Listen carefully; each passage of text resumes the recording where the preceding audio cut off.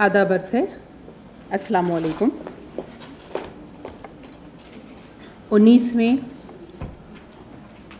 यौम तासीस प्रोग्राम में मैं आमिना तहसीन आप तमाम का खुलूस दिल से इस्तक़बाल करती हूँ। हाज़रीन महफ़िल, जैसा कि हम सब जानते हैं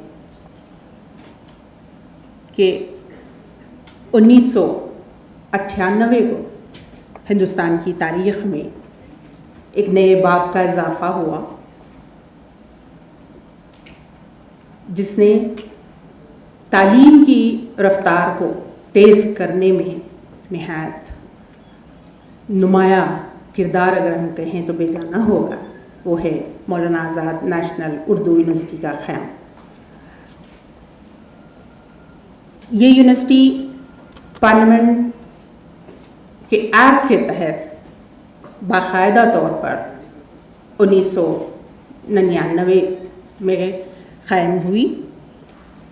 उस दिन से ताहाल अगर हम देखें तो जो तालीम के लिए कहा गया रीच टू अनरीच, या जो एम्पावरमेंट का तस्वुर दिया गया एम्पावरमेंट थ्रू एजुकेशन, ये दोनों नज़रियात को लेकर या ये दोनों तस्वुरात को लेकर मौलाना आज़ाद नेशनल उर्दू यूनिवर्सिटी निहायत ही संजीदगी के साथ अपने काम अंजाम दे रही है। यही वजह है कि आज तकरीबन 18 सालों बाद इसकी अपनी एक इनफरादियत है, एक पहचान है, जिसे दुनिया का एक बड़ा तबक़ा तस्लीम करता है। ये बात हम सब के लिए यकीनन काबिल फ़ख्र है, और आज का ये दिन जो 9 जनवरी का दिन है, ये हम सब मानू फैमिली के लिए यकीनन इंतहाई अहम और मुबारकबाद के काबिल होता है। आज का ये जो मौका है, ये दरअसल हम हर बरस आज के दिन को यौम तासीस के तौर पर हम मनाते हैं, और हमारे दरमियान बेहद अहम शख्सियात मदऊ की जाती हैं। हम उन्हें सुनते हैं और कोशिश ये करते हैं कि मुस्तक़बिल में हमें और कौन से मनाजिल तय करने हैं, इसकी तरफ हम चल पड़े। आज ये हमारी खुशनसीबी है कि हिंदुस्तान का एक ऐसा नामवर सितारा जो साइंस और टेक्नोलॉजी की दुनिया में इंतहाई मकबूल, नामवर और कामयाब साइंसदान के नाम से जाना जाता है, वो सितारा आज हमारे दरमियान मौजूद है। हम दिल की गहराइयों से उनका इस्तक़बाल करते हैं। Doctor VK. सरस्वत साहब का हम दिल की गहराइयों से इस्तक़बाल करते हैं। इसके अलावा आज के इस प्रोग्राम की सदारत हमारे हरदिल अजीज़ vice chancellor doctor Mohammad Aslam Parvez साहब फरमा रहे हैं, और आज एक मेहमान एजाज़ी की हैसियत से pro vice chancellor doctor Shakeel Ahmed साहब भी हमारे दरमियान मौजूद है। मैं उनका भी दिली खैर मक़दम करती हूँ। जलसेगाह में मौजूद असातिज़ाए कराम और गैर तदरीसी अराकीन के अलावा स्टूडेंट्स, हमारे तलबा व तालिबात की भी तादाद यहाँ मौजूद है। मैं फ़र्दन उन तमाम का दिल की गहराइयों से आज के इस प्रोग्राम में इस्तक़बाल करती हूँ। हाज़रीन महफ़िल, हमारी ये रवायत रही है कि हम किसी भी प्रोग्राम की इब्तिदा क़ुरान फ़हमी से या क़ुरान की चंद आयात की समाअत से करते हैं, और उनका ट्रांसलेशन भी हम सुनते हैं। तो इस अहम फ़रीज़े के लिए मैं Mohammad Khalid MA. Islamic studies के स्टूडेंट को आवाज़ देती हूँ कि वो यहाँ क़िरात पेश करें और उसका ट्रांसलेशन भी यहाँ पेश करें। अस्सलाम वालेकुम। अऊज़ु बिल्लाहि मिनश शैतानिर रजीम, बिस्मिल्लाहिर रहमानिर रहीम। अवलम यरल्लज़ीन السماوات والأرض كانتا رتقا ففتقناهما وجعلنا من الماء كل شيء حي أفلا يؤمنون وجعلنا في الأرض رواسي أن تميد بهم وجعلنا فيها فجاجا سبلا لعلهم يهتدون وجعلنا السماء سقفا محفوظا وهم عن آياتها معرضون وهو الذي خلق الليل والنهار والشمس والقمر كل في فلك يسبحون وما جعلنا لبشر من قبلك الخلد أفإن مت فهم الخالدون كل نفس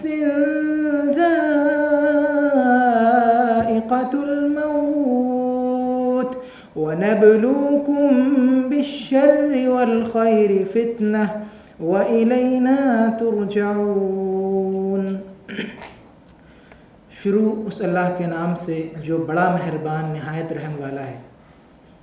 क्या वो लोग जिन्होंने नबी की बात मानने से इनकार कर दिया वो गौर नहीं करते कि ये सब आसमान और ज़मीन बाहम मिले हुए थे, फिर हमने उन्हें जुदा किया और पानी से हर जिंदा चीज़ पैदा की। क्या वो हमारी इस खल्लाक़ी को नहीं मानते? और हमने ज़मीन में पहाड़ जमा दिए ताकि वो उन्हें लेकर ढलक न जाए और उसमें कुशादा राहें बना दी, शायद के लोग हिदायत पाएँ। और हमने आसमान को एक महफूज छत बनाया, मगर ये हैं कि उसकी निशानियों की तरफ तवज्जो ही नहीं करते। और वो अल्लाह ही है जिसने रात और दिन बनाए और सूरज और चाँद को पैदा किया, सब एक एक फलक में तैर रहे हैं। और हमने आपसे पहले भी हमेशगी किसी इंसान के लिए नहीं रखी। अगर तुम मर गए तो क्या ये लोग हमेशा जीते रहेंगे? हर जानदार को मौत का मज़ा चखना है और अच्छे और बुरे हालात में डालकर तुम सब की आजमाइश कर रहे हैं। आखिरकार तुम्हें हमारी ही तरफ पलट कर आना है। सदक़ल्लाहुल अज़ीम। बेहद शुक्रिया मोहम्मद खालिद। हाज़रीन महफ़िल, जैसे कि हमारी तहज़ीब का भी तकाज़ा है कि जब हमारे दरमियान मेहमान मौजूद होते हैं तो हम उनका इस्तक़बाल गुलों के साथ करते हैं। तो मैं नहायत अदब के साथ हमारे मुअज़्ज़ज़ vice chancellor doctor Mohammad Aslam Parvez साहब से अदबन दरख्वास्त करती हूँ कि आज के हमारे जो मेहमान हैं डॉक्टर V.K. सरस्वत साहब की खिदमत में हदिया गुल पेश करें। ज़ोरदार तालियों के साथ हमारे मेहमान का इस्तक़बाल किया जाए।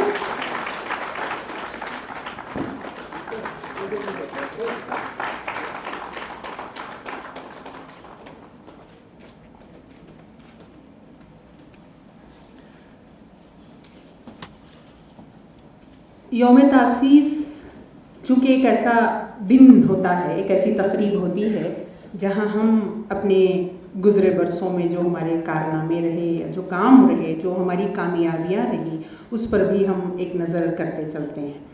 हाज़रीन महफ़िल, अगर इस यौम तासीस के मौके पर हम यहाँ रुक कर ज़रा सा पिछले साल अगर हम देखें तो हमें एक दो हमारी यूनिवर्सिटी की दो बेहद अहम कामयाबियाँ नज़र आती हैं। वो है हमारा कैस में A ग्रेड पाना। ज़ोरदार तालियों के साथ हम इस यूनिवर्सिटी कामयाबी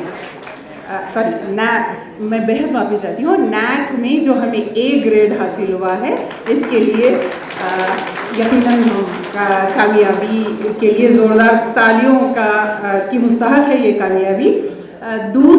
दूसरा जो अहम काम या दूसरा जो अहम कारनामा हमारा रहा वो है कन्वोकेशन को यहाँ कामयाबी के साथ मुनक़्क़द करना।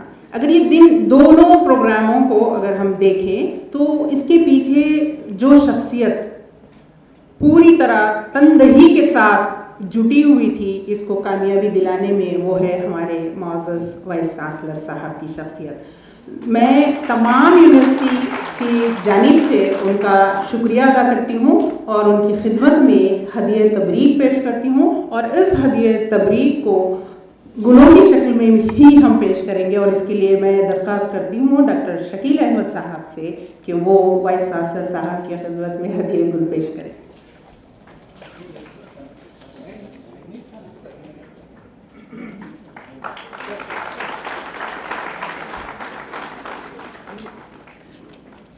ज़ाहिर है ये काम जो यहाँ हुए निहायत कामयाबी के साथ, ये बिल्कुल भी मुमकिन न होते अगर एक और शख्सियत जिसको हम फ़आल शख्सियत का नाम दें तो बेजा न होगा। वो है शख्सियत डॉक्टर शकील अहमद साहब की, जो बात कम करते हैं, काम करते हैं, सिर्फ काम ही करते हैं। मैं उन्हें भी मुबारकबाद पेश करती हूँ और उस मुबारकबाद को निहायत अदब के साथ इजाज़त चाहती हूँ आपकी खिदमत में हदिया गुल पेश करने के लिए।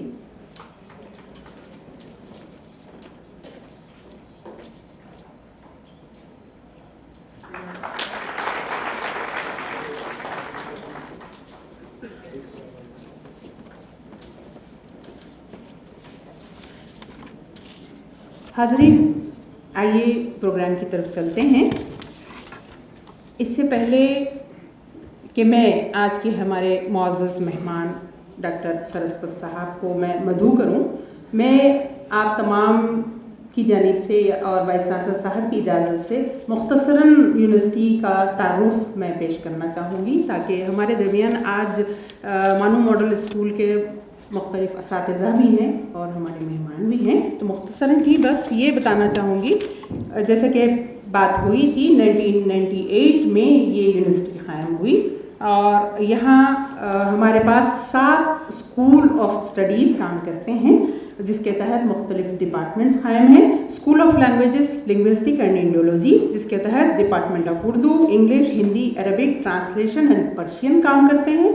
इसके अलावा है school of commerce and business management, जिसके तहत 2 डिपार्टमेंट्स हैं, department of management studies and department of commerce. School of computer science and information technology के तहत एक department of CS and IT काम करता है। स्कूल ऑफ साइंसेस के तहत हैं department of mathematics, zoology, physics, chemistry, botany. School of education and training के तहत department of education and training काम करता है। School of mass communication and journalism है department of MCJ। School of arts and social sciences है department of political science, public administration, social work, women education, sociology, history, economics and Islamic studies. इन ये departments school of arts and social sciences के तहत है। इसके अलावा हमारे पास centres हैं जो रिसर्च एंड आउटरीच प्रोग्राम्स मुनक़्क़द करते हैं। इसमें centre for women studies, Al-Biruni centre for the study of social exclusion and inclusive policy, centre for Urdu culture studies, HK Sherwani centre for Deccan studies, centre for professional development of Urdu medium teachers, human resource development centre, instructional media centre, civil services examination coaching academy, centre for promotion of knowledge in Urdu language. ये हमारे centres हैं। इसके अलावा हमारे पास 2 directorates हैं। Directorate of distance education, जिसके तहत 11 रियासतों में 11 स्टेट्स में 160 स्टडी सेंटर्स चलते हैं, जिसमें हम distance program, distance mode of education promote करते हैं। जिसके तहत एक और directorate of translation and publications है, जिसमें हम इंग्लिश से उर्दू या जिस तरह से ट्रांसलेशन की किताबें, हम मुख्तलिफ मज़ामीन में किताबें तैयार कर रहे हैं उर्दू ज़बान में। इसके अलावा टेक्निकल इंस्टीट्यूट्स हैं, पॉलिटेक्निक है, जिसमें बेंगलोर, दरभंगा और हैदराबाद में 3 जगह पॉलिटेक्निक कॉलेज हमारे कायम हैं। इसके अलावा है इंडस्ट्रियल ट्रेनिंग इंस्टीट्यूट, ITI है, दरभंगा, हैदराबाद और नूह में काम कर रहा है। कॉलेज ऑफ सेटेलाइट कैंपस है हमारे पास, एक लखनऊ में, और एक बेहद अहम कामयाबी हमारी ये भी है कि जम्मू एंड कश्मीर में एक गर्ल्स कॉलेज भी कायम किया गया है। कॉलेज ऑफ टीचर एजुकेशन है भोपाल, दरभंगा, श्रीनगर, संभल, आसनसोल, नूह और बिदर में कायम किया गया है कॉलेज ऑफ टीचर एजुकेशन। इसके अलावा Urdu model 3 Urdu model school काम कर रहे हैं हैदराबाद, दरभंगा और नूह में। ये एक मुख्तसर सा हमारा तारुफ है। इसके बाद मैं चाहूँगी कि आज हमारे दरमियान जो मेहमान हैं उनको दावत कलाम देने से पहले उनका एक मुख्तसर सा तारुफ मैं यहाँ पेश करूँ। यूँ तो तारुफ बहुत ही तवील और बेहद अहम है। मैं आप तमाम से ख़ास तौर पर हमारे तलबा से गुजारिश करूँगी कि वो उसको इंटरनेट के ज़रिए से तफसील पढ़ें, ताकि यकीनन हम जानें कि हम कहाँ खड़े हैं जो आज हमारे मेहमान हैं उनके कारनामों के सामने।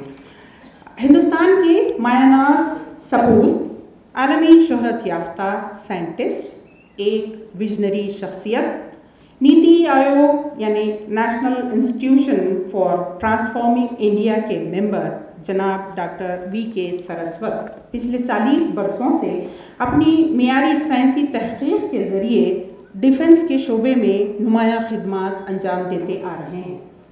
खलाई साइंस और टेक्नोलॉजी के मैदान में आलमी सतह पर हिंदुस्तान को इफ्तिखार बख्शने में डॉक्टर वी.के. सरस्वत की तहक़ीक़ी और इख्तिराई काविशों ने अहम किरदार अदा किया है। Doctor VK. सरस्वत का ताल्लुक़ ग्वालियर से है। वहीं से आपने इंजीनियरिंग में ग्रेजुएशन मुकम्मल किया और मास्टर्स की तकमील बेंगलुरु से की, जबकि उस्मानिया यूनिवर्सिटी से पीएचडी की डिग्री हासिल की। उनके अजीम और शानदार करियर के दौरान जनाब डॉक्टर वी.के. सरस्वत कई अहम ओहदों पर फायज रहे। उनकी खिदमात में scientific adviser to defence minister, director to director general DRDO that is defence research and development organisation, secretary to department of defence R&D काबिल ज़िक्र हैं। मौसूफ के कारनामों में अग्नि, पृथ्वी, धनुष, प्रहार, शौर्य जैसे मिसाइल्स और रॉकेट इंजन्स की तैयारी निहायत अहमियत की हामिल है। डॉक्टर सरस्वत इस ज़िम्न में मुंतखब साइंसदानों की टीम में शामिल रहने का एजाज़ हासिल है। उनकी कोशिशों ने साइंस और टेक्नोलॉजी के मैदान में हिंदुस्तान की तरक्कियों को मज़ीद नए ज़ाविये अता किए। बैलिस्टिक मिसाइल डिफेंस प्रोग्राम की तैयारी भी आपका एक अहम कारनामा है। इस टेक्नोलॉजी की तैयारी के बाद हिंदुस्तान दुनिया के उन चंद ममालिक में शामिल हो गया है जो अपने दिफा के लिए BMD सिस्टम डेवलप कर सकते हैं। टेक्नोलॉजी की इस तरक्की के नतीजे में आज हिंदुस्तान इस काबिल हो गया है कि वो किसी भी नागहानी सूरत हाल में अपने मिसाइल्स के ज़रिए खुश्की और समंदरी इलाकों की हिफाजत बखूबी कर सकता है। जनाब सरस्वत साहब की सरपरस्ती और रहनुमाई में DRDO ने कामयाबियों के कई अहम मनाजिल तय किए हैं। इस इदारे के तहत डॉक्टर सरस्वत की निगरानी में जदीद टेक्नोलॉजी को समाजी फलाह और बहबूद के काबिल बनाने का अहम कारनामा अंजाम दिया गया। Solar powered modular green shelters, biodigesters, आहार programme, explosive detection kit, diagnostic units for dengue and chikungunya जैसे प्रोग्रामों के ज़रिए समाजी खिदमात अंजाम दी जा रही हैं। मौसूफ का ताल्लुक़ होमी भाभा चेयर से भी रहा है। इस इदारे के तहत दस्तियाब वसाइल और एनर्जी के तहफ़्फ़ुज़ के मुताल्लिक़ अहम तहक़ीक़ात की गई और इस टेक्नोलॉजी को तालीमी और सनती इदारों में इस्तेमाल के काबिल बनाया गया, जिसमें biomass, fuel cells, solid waste management वगैरह काबिल ज़िक्र हैं। वहीं इस टेक्नोलॉजी ने एरोस्पेस की तैयारियों में भी नए इम्कानात रोशन किए हैं। इन तमाम माहिराना क़ियादत और वसी कारनामों के अलावा डॉक्टर सरस्वत ने बेशुमार कौमी और बैनुल-अक़वामी कॉन्फ्रेंसों में शिरकत की है और अपने तहक़ीक़ी मक़ालात पेश किए हैं। ताहाल उनकी ज़ेर निगरानी 8 तलबा ने साइंस और टेक्नोलॉजी के शोबे में PhD मुकम्मल किया है। उन्हें तकरीबन 18 यूनिवर्सिटियों ने एजाज़ी डिग्रियों से नवाजा है।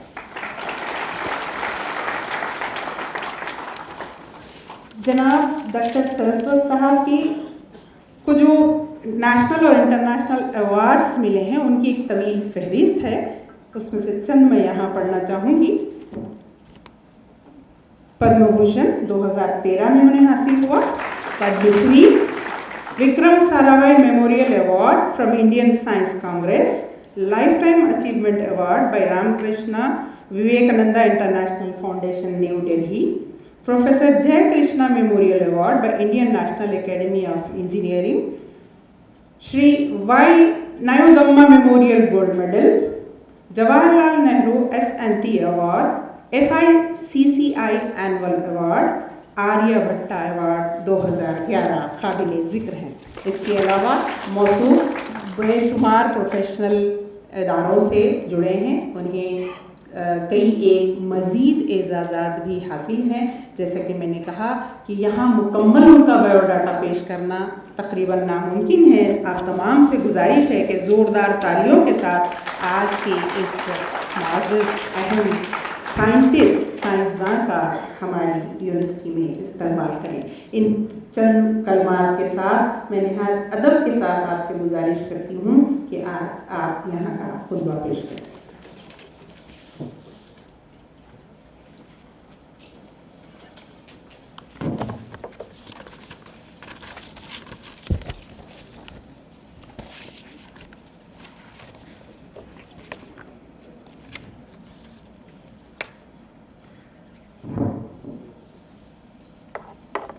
आदाबर doctor Mohammad Aslam Parvez, vice chancellor साहब, Maulana Azad national Urdu university, doctor Shakeel Ahmed साहब, pro vice chancellor, doctor Amina Tehseen, director in charge CWS, मौजूद जितने भी प्रोफेसर्स हैं, डीन्स हैं, रजिस्ट्रार हैं, प्यारे स्टूडेंट्स हैं,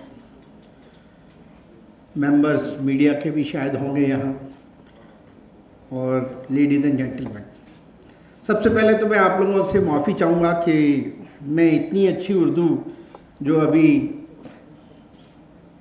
अमीना जी ने पेश की मैं नहीं बोल सकता।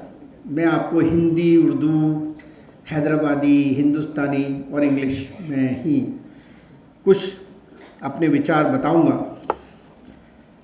सबसे पहली बात तो मुझे अच्छा लगा कि नेशनल उर्दू यूनिवर्सिटी, जो कि हमारे एक बहुत भारत के सपूत, जिसको कि हम बोलते हैं हिंदुस्तान के सपूत, भारत रत्न मौलाना अब्दुल कलाम आज़ाद के नाम से इसका शुरुआत हुई, तो ज़रूरी ये है कि जो अच्छाइयाँ और जो क्वालिटीज़ मौलाना जी में थी वो इस संस्था में, इस यूनिवर्सिटी में भी मौजूद होंगी, ऐसा मेरा ख्याल है।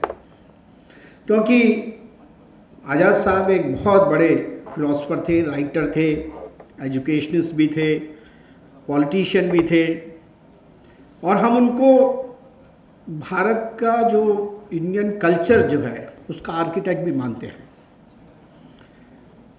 बहुत से लोग ये सोचते थे कि आज़ाद जी का कोई सेकुलरिज्म के साथ संबंध नहीं है, पर उनसे बड़ा सेकुलरिस्ट कोई नहीं था।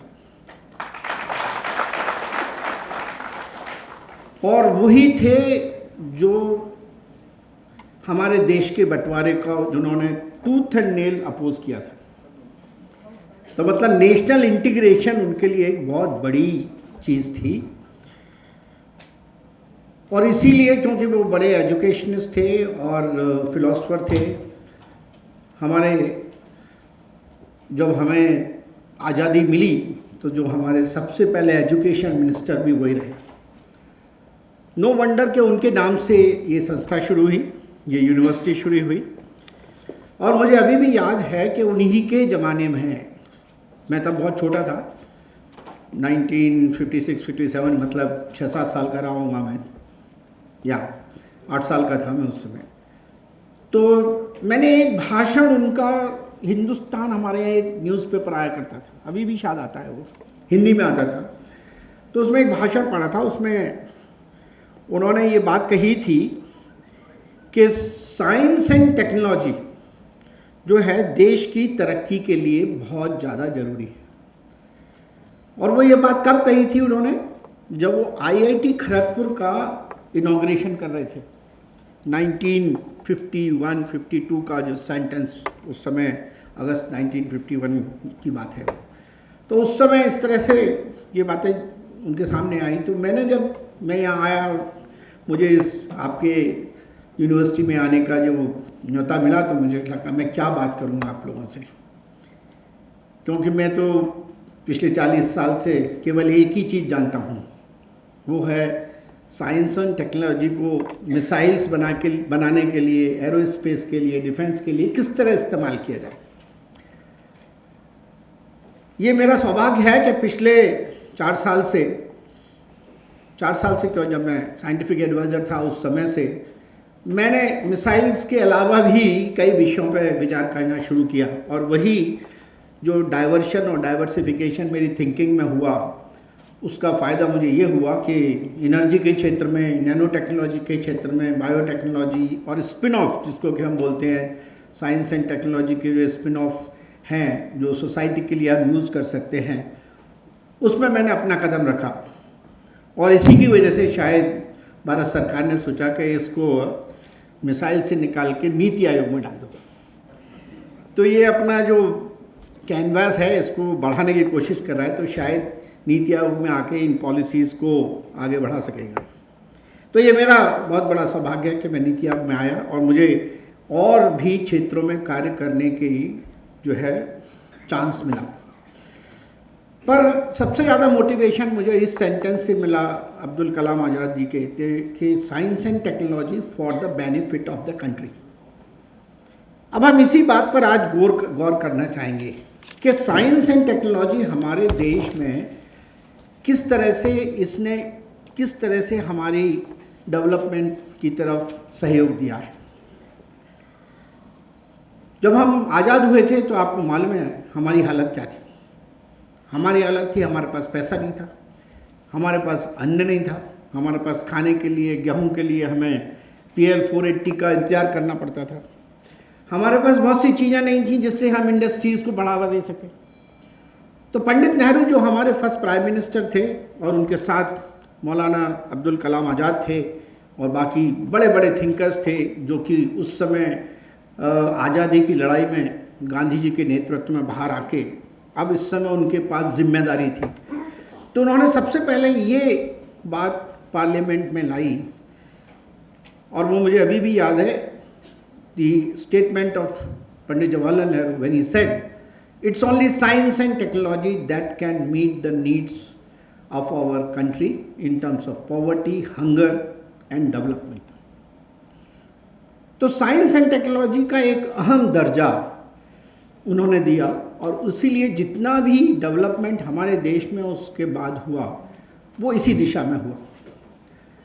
अगर आप ये देखना चाहें तो अभी 1950s से लेके यानी को CSIR की लेबोरेटरीज़ तो अंग्रेज़ों के ज़माने में भी बन गई थी, कुछ ऑर्डिनेंस फैक्ट्रीज़ भी बन गई थी कुछ, पर 1949, 50, 51, 52, 53 के बाद इस कदर इतना ज़्यादा उसके ऊपर हमने वो किया कि हमारे यहाँ अच्छी संस्थाएं बनी, IITs खुले, BARC एटॉमिक एनर्जी का प्लांट लगा, होमी भाभा जैसे साइंटिस्ट ने एकदम आगे न्यूक्लियर एनर्जी के क्षेत्र में काम किया, कोठारी जी ने डिफेंस लेबोरेटरीज बनाई,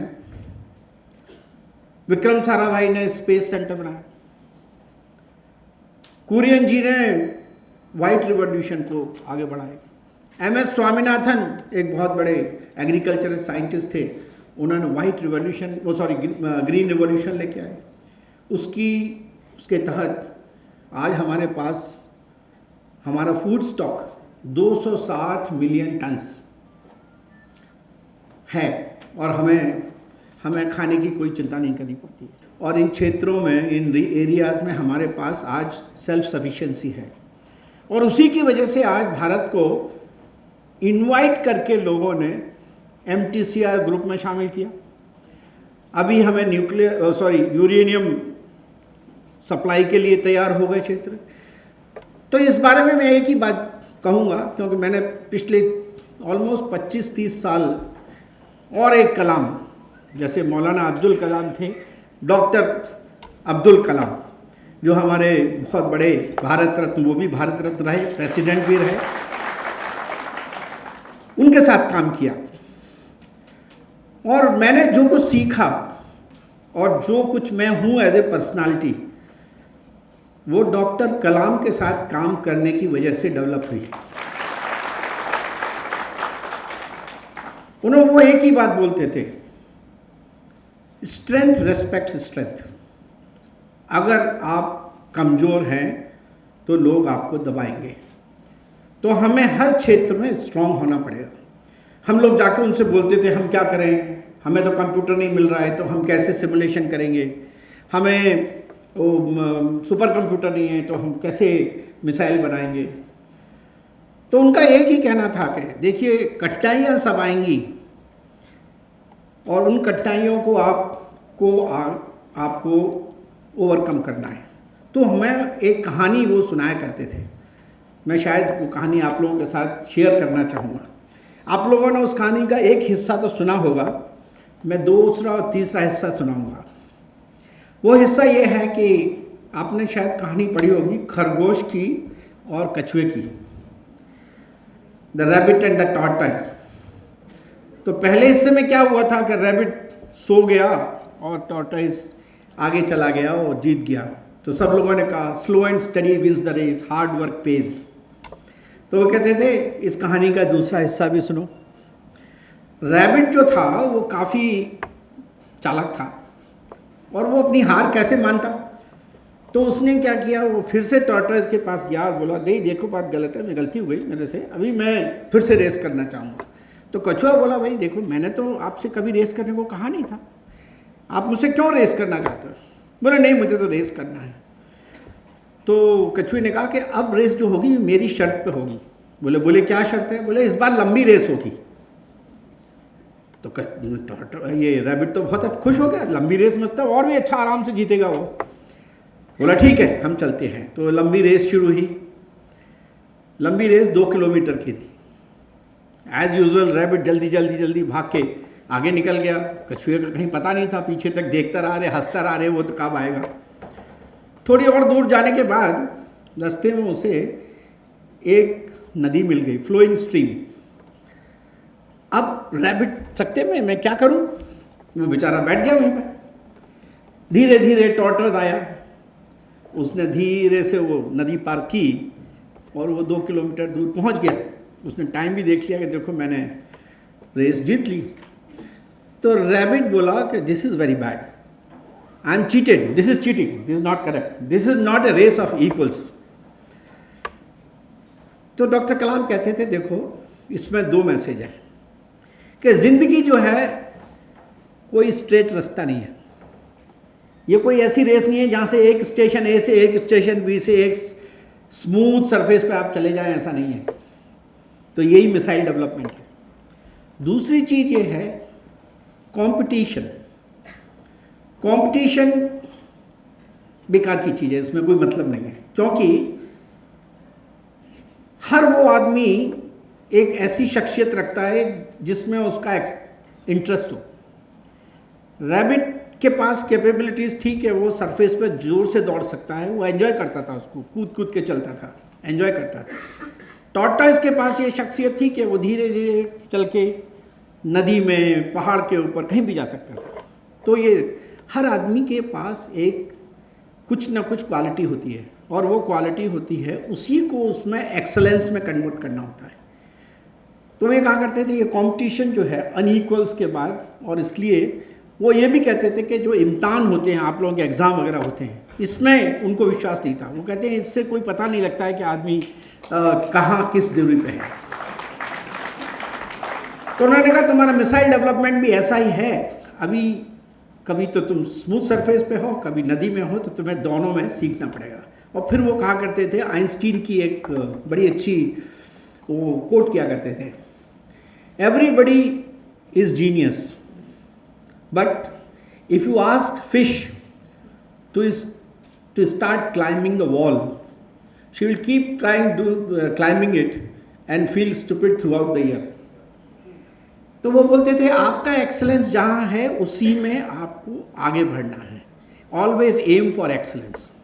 रैबिट की कहानी यहाँ ख़त्म नहीं हुई, अभी इसका तीसरा हिस्सा भी बताते थे वो, क्योंकि हम सब लोग प्रोजेक्ट डायरेक्टर्स थे तो उसमें कहते थे, उनका तरीका था ये बताने का. तो बोले रैबिट परेशान हो गया कि ये दूसरी बार भी हार गया, मैं ये तो गलत है बात. तो फिर वो पहुंचा कछुए के पास कि भाई ये गलत है, फिर से रेस करना है. कहले क्यों फालतू अपना टाइम वेस्ट करते रहते हो मेरे पास आके, ये गलत है. बोले नहीं, मुझे तो रेस करना है आपके साथ. तो कछुआ बोला इस बार रेस मेरे टर्न पे होगी और मैं जैसा कहूँगा आपको मानना पड़ेगा. बोले ठीक है, क्या कहना है. बोले देखिए वही 2 किलोमीटर हम जाएंगे, पर हमारा उद्देश्य ये होगा, हमारा मकसद ये होगा कि हम ये 2 किलोमीटर कम से कम टाइम में कवर करें, ये हमारा ऑब्जेक्टिव है. बोले ठीक है, मेरे को कोई दिक्कत नहीं, मैं तो जल्दी कम से कम कर लूँगा. बोले नहीं, जब हम ज़मीन पे चल रहे होंगे तो मैं आपके ऊपर बैठूंगा, और जब हम नदी में जाएंगे तो आप मेरे ऊपर बैठोगे. तो पहले तो रैबिट चकराया कि ये क्या है, इसमें इसको क्या फ़ायदा है. बोला नहीं, हमने ऑब्जेक्टिव क्या रखा है कि हम ये रेस कम से कम टाइम में कवर करेंगे. तो रेस शुरू हो गई.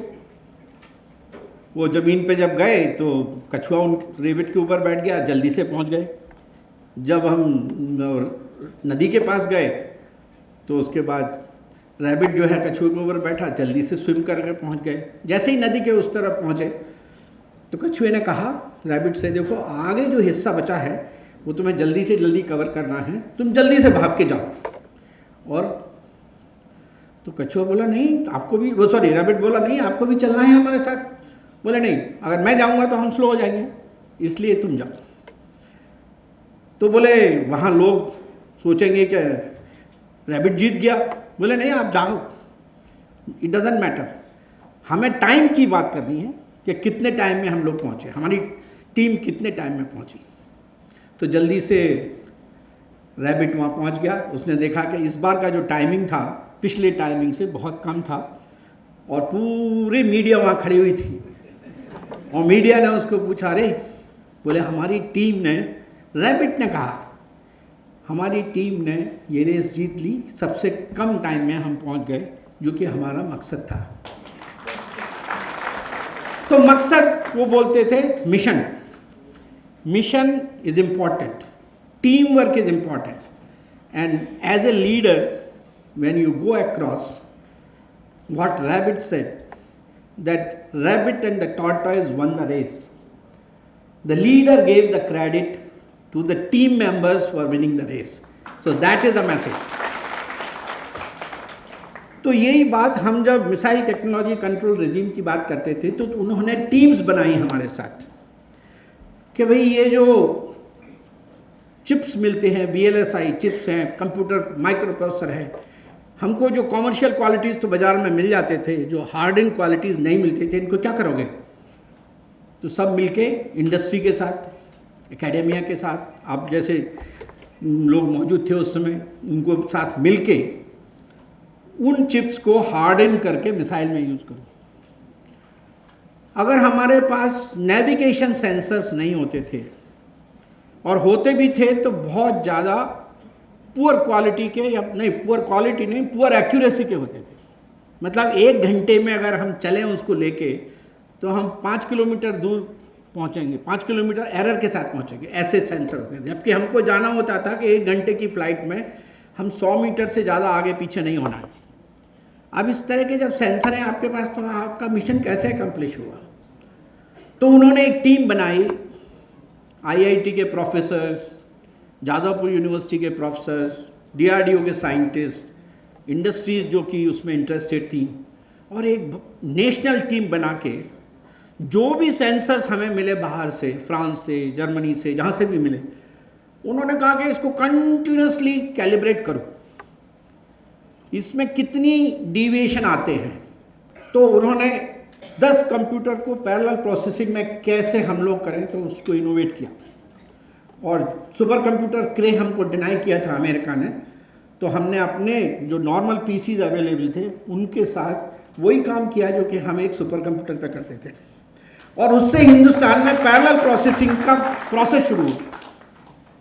और उसकी वजह से जब पृथ्वी मिसाइल लॉन्च हुआ 1988 में, तो हमारी एक्यूरेसी जो हमारे स्पेसिफिकेशन थे उससे अच्छी थी, और हमें सेंसर्स कम दाम में मिले क्योंकि वो कॉमर्शियल सेंसर्स थे, जबकि जो मिल सर्टिफाइड सेंसर्स थे उससे 10 गुना या 15 गुना में बिकते थे और हमें मिलते नहीं थे। तो ये एक इनोवेशन था।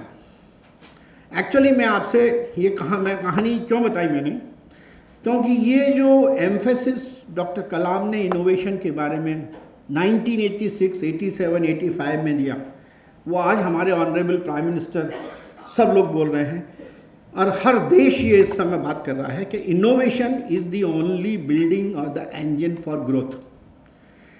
हमें अगर किसी भी देश की इकोनॉमिक ग्रोथ की बात करनी है तो वो इनोवेशन के जरिए ही होगी। हमने कई क्षेत्रों में इतना अच्छा काम कर लिया, मैंने आपको बताया कंप्यूटर्स बन गए, हमारा परम सुपर कंप्यूटर बना, हमारे स्पेस, न्यूक्लियर, मिसाइल ये सब बने। पर उसके बावजूद भी मैं आप लोगों के साथ वो एक चीज़ शेयर करना चाहूँगा, और जो बहुत इम्पॉर्टेंट है, जो आप लोगों को ज़रूरी है कि उस बात को आप ध्यान में रखें, कि इसके बावजूद भी हमारे देश में इस समय जो इम्पैक्ट साइंस एंड टेक्नोलॉजी का होना चाहिए वो नहीं हुआ। और उसकी वजह से ऐसी कौन सी चीज़ें हैं जो मिसिंग है इस समय। अभी भी ये डेटा है जो आप लोगों को कुछ को मालूम होगा, कुछ को नहीं भी मालूम होगा, और ये डेटा मुझे भी मालूम हुआ जब मैं नीति आयोग में आके मैंने इन विषयों पे अध्ययन शुरू किया।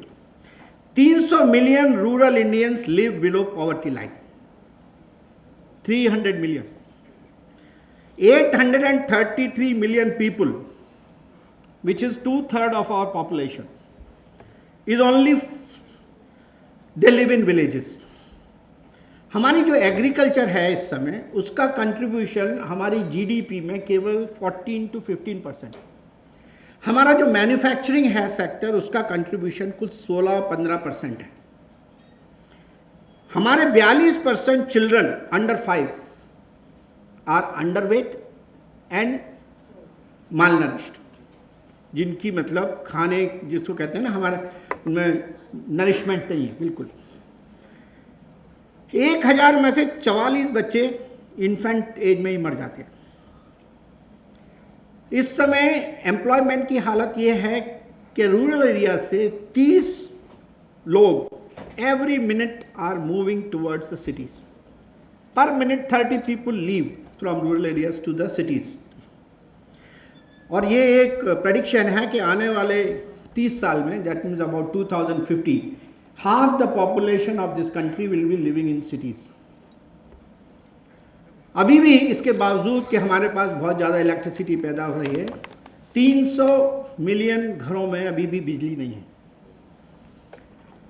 मैंने बताया ऑलरेडी कंट्रीब्यूशन मैन्युफैक्चरिंग का केवल 16% है। आप लोग इतने सारे सेल फोन यूज़ करते हैं, घरों में टेलीविज़न हैं, घरों में आपके ये इतने कैमराज हैं, टेलीविज़न कैमराज हैं, कंप्यूटर्स हैं, सब हैं। जितना भी इलेक्ट्रॉनिक्स मैन्युफैक्चरिंग हमारे देश में हो रहा है, उसमें value addition does not go beyond any guess, average 10%, some cases it is 25 to 30%, which is very few. Average इसीलिए 10 है। आपके जो आईफोन जो आप यूज़ कर रहे हैं उसमें केवल 7% वैल्यू एडिशन है। तो हमारे देश में जो इनोवेशन नहीं हो रहा है उसी की वजह से ये सब है। और जितनी इंडस्ट्रीज़ हमने लगाई अच्छा था।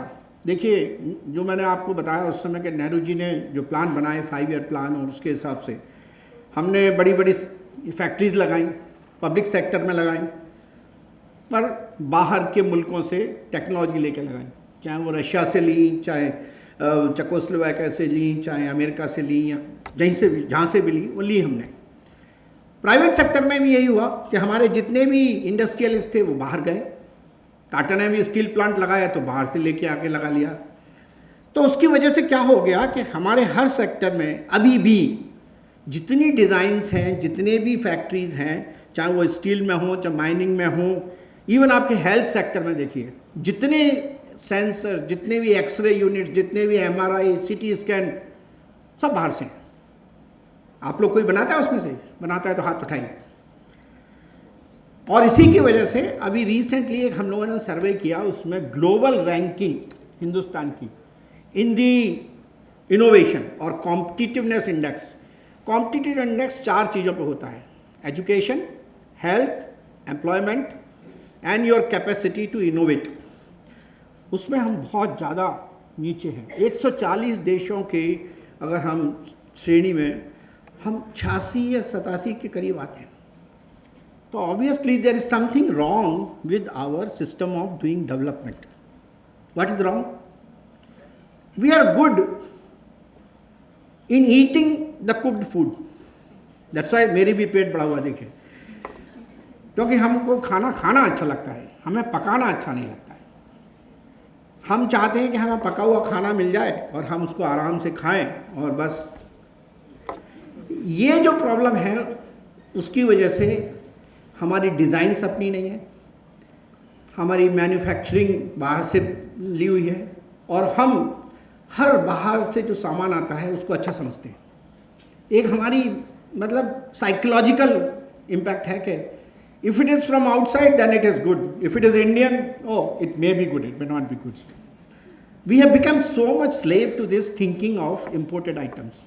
एक ज़माना था जब हमारे यहाँ इम्पोर्टेड आइटम मिला नहीं करते थे, तस्करी हुआ करती थी, लोग बाहर से लेके आते थे, टेलीविज़न लेके आते थे, VCR लेके आते थे, हम लोग चोरी करके लाते थे, ये सब करते थे। क्यों करते थे? क्योंकि मिलता नहीं था। अब मिलता है, उसके बावजूद भी आज बहुत से लोग जाके हमें बाहर नहीं, वो चाइना का नहीं लेंगे हम, वो Sony made in may be Malaysia में भी better, so let's get the Sony which is outside, not Sony in India. तो ये भी अभी तक धीरे धीरे नहीं हमारी प्रवृत्ति है, उसकी वजह से हम जो है इस समय सफ़र कर रहे हैं। And this has been reflected in our policies also. The policies are, if you are an industrialist today, if you are manufacturing a cell phone, and if you are importing the components for manufacturing cell phone, the duty on the components is much more than on the imported fully assembled cell phone. We call it inverted duty structure. Obviously अगर आप लोग कोई बैठ के अपनी industry लगाएंगे तो वो इंडस्ट्री कैसे फ़ायदे में जाएगी? केवल एक सेक्टर ऐसा है जिसका GDP कंट्रीब्यूशन इस समय बहुत अच्छा है। कोई बताएगा कौन सा है? Service sector. आप सब लोग IT और कंप्यूटर साइंस में करके BPOs एंड कॉल सेंटर्स और उसमें जाके बैठना चाहते हैं, कुछ करना चाहते हैं, नहीं? आज सुबह भी हमने एक VLSI का कॉन्फ्रेंस किया जिसमें हमारे minister of technology, IT technology और KT रामाराव साहब थे। हम बाहर से लेके आ रहे हैं कि सॉफ्टवेयर कंपनीज यहाँ आएँ। मैंने खाली एक सवाल उनसे पूछा, हर स्कूल में, कॉलेज में VLSI डिज़ाइन होता है, आपको भी पढ़ाते होंगे शायद, कंप्यूटर साइंस में कोई पढ़ाते हैं आप लोग VLSI पढ़ाते हैं? नहीं। आप किसी भी जगह जाइए VLSI पढ़ाएंगे, कंप्यूटर साइंस में भी आपको बताएगा सॉफ्टवेयर, ऑपरेटिंग सिस्टम, ये सिस्टम, वो सब बताते हैं। आप एक ऐसा सॉफ्टवेयर बताइए जो हिंदुस्तान में बनाओ, आप एक ऐसा VLSI चिप बताइए जो हिंदुस्तान में बनाओ, जो आपने डिज़ाइन किया हो। और अभी बेंगलोर और हैदराबाद में हमारे और आपके जैसे हज़ारों लोग हैं जो कि बाहर की फैक्ट्रीज़ के लिए उनके चिप्स की डिज़ाइन बनाते हैं और बाहर जाकर उनको मैन्युफैक्चर करते हैं। Thousands of people are working like this. मैं उन थाउजेंड्स पीपल के पास गया, मैंने कहा कि आप लोग हमारा चिप भी डिज़ाइन कर सकते हैं क्या? बोले नहीं साहब, मुझे इस चिप का टांग के बारे में मालूम है, इसका सिर के बारे में नहीं मालूम है, इसके पेट के बारे में नहीं मालूम। अरे भाई, तो फिर कैसे, क्या मालूम है आपको? बोले साहब, हमको जो काम दिया जाता है वो बिल्कुल एक मॉड्यूलर फॉर्म में दिया जाता है और उसको हम करके दे देते हैं। तो हमें नहीं मालूम है कि हाथी कैसा है, हमें या तो सूंड मालूम है, या उसका पाँव मालूम है, या उसका पेट मालूम है। ये हमारे देश की एक बहुत बड़ी प्रॉब्लम है। और हम इस चक्कर में हैं कि हमारे पास बहुत बड़ी आईटी कैपेबिलिटी है। आईटी कैपेबिलिटी इस समय क्या है? Apps banana, innovation in apps. Friends, that is not, it will saturate one day. Any economic development is sustainable only if you create wealth. Service sector does not create wealth. Service sector only distributes wealth. Friends, if you want to contribute to the economy of this country, please create wealth. And you can create wealth only if you innovate.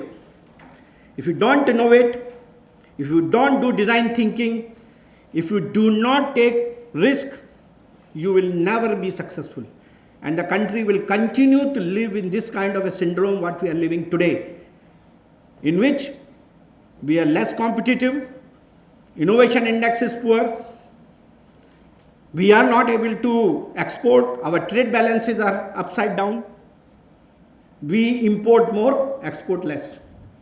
How will the economy work? How long you can say that the economy will work by only tourism, service sector, this, that and all that? अगर आप अपनी design नहीं बनाएंगे तो आप rich नहीं हो सकते। आपको एक एग्जांपल देता हूँ। आपके पास आईफोन है, आईफोन कॉस्ट $500। उस $500 में से एप्पल कंपनी को $350 मिलते हैं, क्योंकि उनका पेटेंट है, उनकी डिज़ाइन है, उनकी आईपी है उनके साथ। $100 जो है उसमें से चले जाते हैं एडवर्टाइजिंग, प्रोडक्ट अपडेट और उसमें। चाइना में जो लाखों आईपी फ़ोन मैन्युफैक्चर हो रहे हैं, हर आईपी फ़ोन के ऊपर केवल $7 चाइनीज़ कंपनीज को मिलता है। उनका प्रॉफिट इसलिए है कि वो millions and millions they are manufacturing, so they are recovering the cost, and the cost of manufacturing which was very high in America has been reduced by two things: labor cost being lower and the scale of manufacturing being very high. So China today has become the manufacturing hub. अगर वही millions के बजाय हम 1000 बनाएं तो China को भी अपनी कंपनी बंद करनी पड़ेगी। तो देखिए, $350 अमेरिका को क्यों मिला आईफोन कंपनी? क्योंकि उसकी डिज़ाइन है, उसका पेटेंट है, उसका आईपी है। इसका मतलब है जिसका दिमाग लगा है, क्रिएटिविटी जिसकी है, he gets the maximum share of the gain of that और वैल्यू एडिशन। अगर आप वैल्यू एडिशन करेंगे, अगर आप इनोवेशन करेंगे, चाहे किसी क्षेत्र में करें, आपकी यूनिवर्सिटी में हैं, आप लोग साइंस सब्जेक्ट पढ़ाते हैं, कंप्यूटर साइंस पे रिसर्च करते हैं, सब करते हैं, आप अपने सॉफ्टवेयर को खाली एक एप्लीकेशन लेयर बनाएंगे, एक अवेलेबल सॉफ्टवेयर जो है, तो आपको कुछ नहीं मिलने वाला उसमें, क्योंकि जो लाइसेंसिंग फ़ी जिस इस सॉफ्टवेयर के ऊपर आपने वो एप्लीकेशन लेयर बनाई, वो तो आपको देनी है ही, और लाइसेंसिंग फीस कितनी है वो डिपेंड करता है कि एप्पल की है कि सैमसंग की है या क्वालकॉम की है, किसकी है, उस पर डिपेंड करता है। तो आपको अगर फ़ायदा है तो आपको अपना ओएस बनाना पड़ेगा। और दूसरी चीज़ है सिक्योरिटी। हम जिस रफ्तार से डिजिटाइजेशन में जा रहे हैं, उसका सबसे बड़ा मुश्किल बात ये होने वाली है कि हम वनरेबल हैं। In spite of America being a great nation, the outcome of the American president election has been turned upside down by intervention of Russia through pure cyber attacks. Just it is there, it is the latest thing that has happened. बाकी तो आपको मालूम है Israel ने किस तरह से Iran का वो जो न्यूक्लियर रिएक्टर बंद किया था and all that. So it's a horrifying sight which is coming. Imported chips, imported software will come, and today's complete telecom network in this country is based upon imported hardware and software. आप लोग खुशी से use करते हैं, आप अपने दोस्तों को मैसेज भेजते हैं, अपनी महबूबा को भी आप कुछ ना कुछ बातचीत करते हैं, सब कुछ करते हैं, और फिर आपको लगता है कि बहुत सेफ हैं, कल दूसरा आदमी उसको निकाल के क्या करेगा भगवान ही मालेगा। तो सिक्योरिटी के ऊपर इनोवेशन बहुत ज़रूरी है, और सिक्योरिटी आप नहीं करेंगे तो आपका जो डिजिटाइजेशन है वो एक बहुत बड़ा क्वेश्चन मार्क बनेगा। मैंने सोचा था कि आप लोगों से इनोवेशन के बारे में और बात करूं, पर वो फिर किसी दिन और। मैं खाली एक बात आपसे और शेयर करना चाहूँगा कि देखिए, अपने लाइफ में इनोवेशन करते रहिए, जो कि एक बहुत टीडियस प्रोसेस है, क्योंकि इनोवेशन में क्या होता है, क्रिएटिविटी, आपको आइडिया तो आएगा, आइडिया को आप उसमें थोड़ा एनालाइज करके ऊपर तक ले जाएंगे, आपको लगेगा कि आइडिया बहुत अच्छा है, तो आप पहुंच जाएंगे what we call as height of expectation. उस हाइट ऑफ एक्सपेक्टेशन के बाद उस आइडिया को एक प्रोटोटाइप बना के मार्केट में लाने के लिए आपको, जैसे कछुए को और रैबिट को जो नदी पार करनी पड़ी थी, आपको वैली ऑफ डेथ बोलते हैं उसको, या रेवाइन बोलते हैं, वो पार करना है। वो पार करने के लिए you should have tremendous capabilities. You should have capacity to take risk. You should have patience. You should have endurance. You should have collaboration. You should have an ecosystem in the country which will promote all this by way of proper financing and so on and so forth. So then when you cross this valley of death, you will come to the market with value addition and earn profit. Then only your innovation is a successful innovation. तो इसलिए मैं बोलता हूँ success is like an iceberg in the innovation syndrome. आपने iceberg देखा होगा, क्या देखते हैं आप आइसबर्ग में? You see only the tip of the iceberg, you don't see what is there underneath. Underneath there's a huge mass of ice which is represented in the innovation cycle by your hard work, by your dedication, by your capacity to fail, capacity to go through the iterations, take your team together, have patience, and immense amount of energy and intellect. If all that you have, which is not visible to the rest of the world, because the world is seeing only the success. Friends, if you follow all that, and you have all these capacities, I'm sure all those who are present here, who are doing as students and those who are professionals, you will be winner all the way. And I wish that with this kind of a thing, you be the iceberg, you be the innovator for this country and become the role model for rest of the community. I wish you all the best in your annual. Thank you.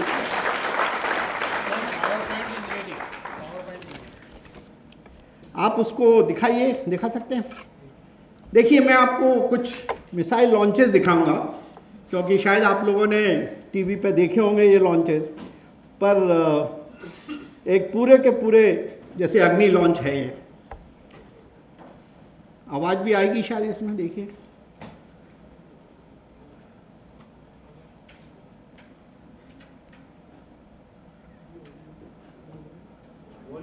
Volume कीजिए।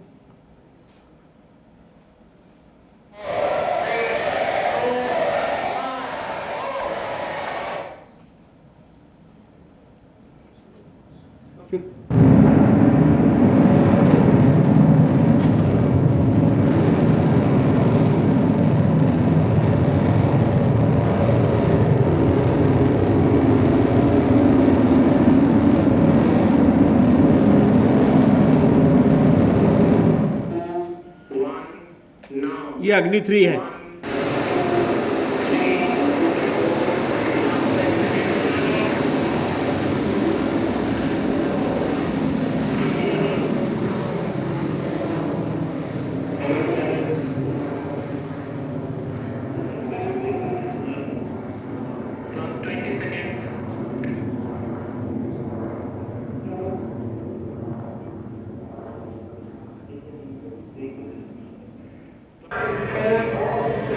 ये धनुष है जो ship से launch होता है।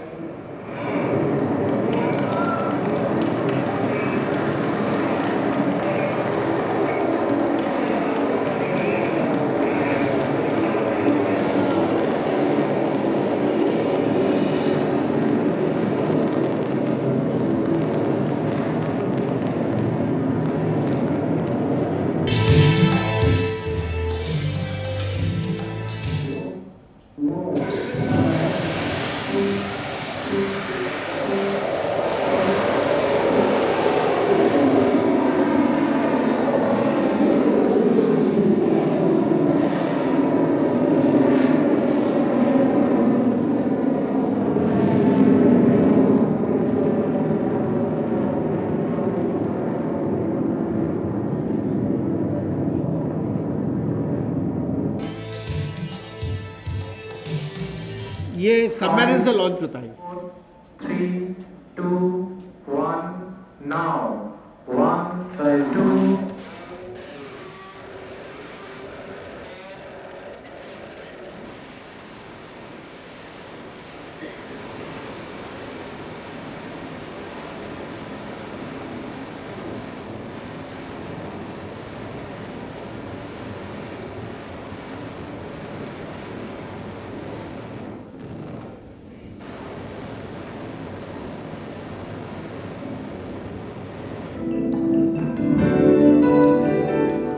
ये hypersonic supersonic cruise missile, ये target है जिसके ऊपर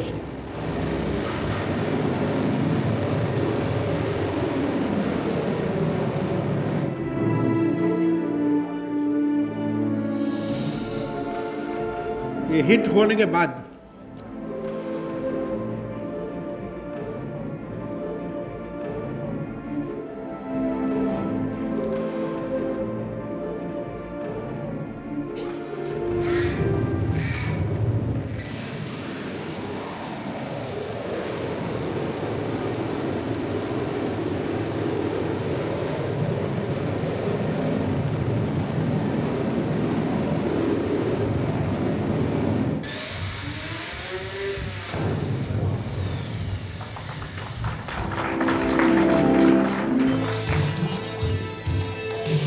ये बैलिस्टिक मिसाइल डिफेंस, एक मिसाइल को दूसरे मिसाइल से हिट करना, ये टारगेट मिसाइल है।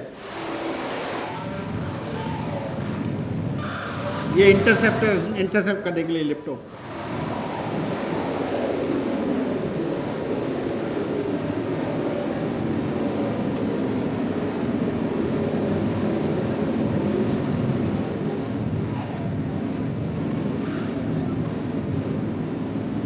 वो देखिए, वो जो उधर से टारगेट मिसाइल आ रहा है,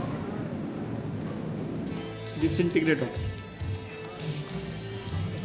ये एंटी टैंक मिसाइल है नाग।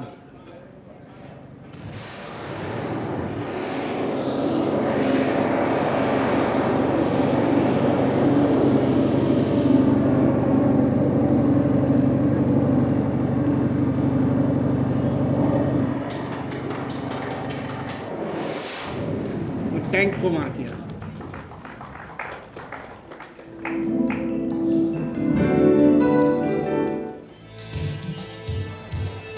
ये Akash surface to air missile, aircraft के अगेंस्ट।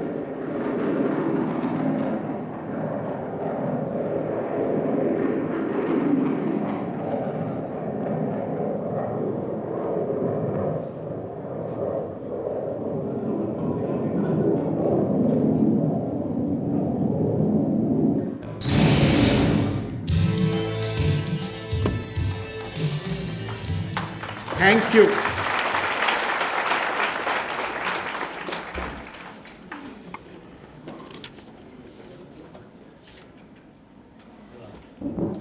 बेहद शुक्रिया जनाब डॉक्टर वी.के. सरस्वत साहब, एक अजीम साइंसदान, लेकिन जिस खुलूस और सादगी और रवानी के साथ वो यहाँ अपनी बात पेश कर रहे थे, यकीनन एक ऐसी शख्सियत हमारे सामने आई उनकी, जिसको हम जितनी भी जिसकी तारीफ़ करें कम है। तमाम मौलाना आज़ाद यूनिवर्सिटी के असातिज़ा और तदरीसी अरकान और हमारे स्टूडेंट्स की जानिब से मैं आपके खिदमत में हदिया तशक्कुर पेश करती हूँ। जनाब, आपने अपने आलिमाना खुतबे, थॉट प्रोकिंग जिसको हम बोलते हैं, तो इसमें आपने तमाम दुनिया में साइंस और टेक्नोलॉजी का जो मंज़र है, ख़ुद हिंदुस्तान कहाँ खड़ा है, ये आपने हमारे सामने रखा।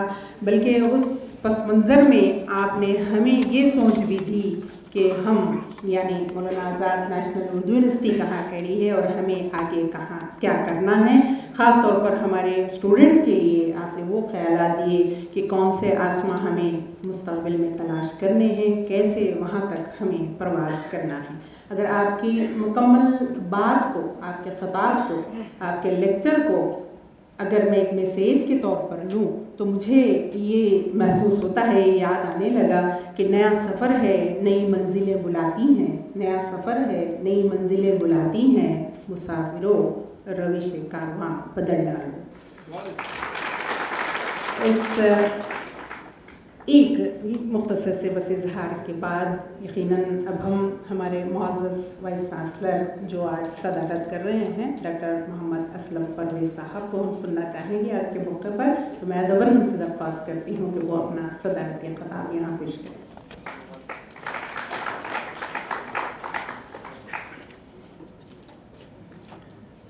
मोहतरम सरस्वत साहब, डॉक्टर शकील साहब, डॉक्टर अमीना तहसीन, मेरे अज़ीज़ साथियों, बच्चों और बच्चियों, मेरे पास अल्फाज नहीं है। Still I am in trans,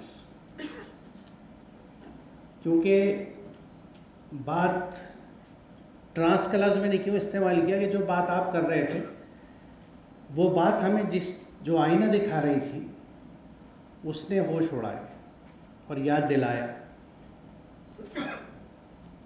हैरा हूँ रोऊं दिल को कि पीटूं जिगर को मैं, क्योंकि ये हकीकत है। क्योंकि जिन लोगों का और जिन बातों का और जिन हक़ाइक़ का आपने ज़िक्र किया सब एकदम सच है। और मुझे बड़ी खुशी है और बड़ा वाइज डिसीज़न रहा कि आप जैसे लोग नीति आयोग, बहुत ज़रूरत है। लेकिन वो ये भी एक दूसरी हकीकत है कि यहाँ बैठे हुए इस मजमे में से पता नहीं कितने सरस्वत बन सकते हैं, कितने अबुल कलाम बन सकते हैं। Everyone has potential. कमी उसी बात की है कि जिस लीडरशिप की आपने बात करी, ये वो लोग थे। क्या बात था, यानी वो क्या चीज़ है जो अब्दुल कलाम को अब्दुल कलाम, कोरियन को कोरियन और स्वामीनाथन को स्वामीनाथन बनाती है? डूब जाना, डेडिकेशन, जिसको हम उर्दू अदब में अरसों से गाते रहते हैं। कभी कहते हैं कि मिटा दे अपनी हस्ती को अगर कुछ मर्तबा चाहे, कि दाना खाक में मिलकर गुलो गुलजार होता है। कभी कहते हैं कि रंग लाती है ना पत्थर पे घिस जाने के बाद। इसको इम्प्लीमेंट अगर करा जाए तो हर एक में पोटेंशियल है। Everybody has the potential. सिर्फ क्या है कि जो कुछ जहाँ कर रहे हैं उसमें रच बस जाइए, उसमें डूब जाइए। मेरे जो मेंटर थे डॉक्टर वीरेंद्र कुमार बॉटनी के, उनके रिसर्च सुपरवाइज़र स्वामीनाथन साहब थे। तो वीरेंद्र साहब के साथ स्वामीनाथन साहब से मेरा मिलना रहा, आखिर दिनों तक गया। यानी शायद कोई इमेजिन नहीं कर सकता कि ये वो लोग थे जो अपनी फील्ड और सब्जेक्ट में ही जीते थे, उसी में सांस लेते थे, वही खाते थे, उसी में जीते थे और उसी में मर गए। जो सरफ साहब ने कहा कि 30-40 या गालिबन 40 साल से तो मैं मिसाइल से अलावा कुछ सोच ही नहीं रहा था। Here lies the key. हम में से हर कोई ये देखे कि मैं अपनी 24 घंटे की ज़िंदगी का कितना वक्त अपने सब्जेक्ट और अपनी फील्ड के लिए सोच रहा हूँ। आप यकीन जानिए फैक्टर बहुत कम होगा। और यही वजह है कि हम सब कुछ होते हुए भी और सब कुछ रखते हुए भी वहाँ नहीं है जहाँ हमें होना था। तो मैं समझता हूँ ये आज का हमारा फाउंडेशन डे एक हमारे लिए एक ऐसा दिन बनना चाहिए जहाँ हम सब लोग ये तहिया करें, ये अज़्म लें कि हम जो कुछ करेंगे उसमें डूब के करेंगे। जब सब कर सकते हैं तो हम क्यों नहीं कर सकते? ये अज़्म का दिन है और ये हकीकत है। क्योंकि जो चीज़ आपने, इसीलिए मैंने ये बात कही कि आप जैसे लोग नीति आयोग में होने चाहिए, क्योंकि आपका विज़न वो चीज़ दिखा रहा है जो हमें, जिसकी तैयारी करनी है। हम जिस तरह से कंप्यूटर्स पे डिपेंड हो रहे हैं उसी के साथ साथ कहीं नए अंदाज की ग़ुलामी तो नहीं आ रही है?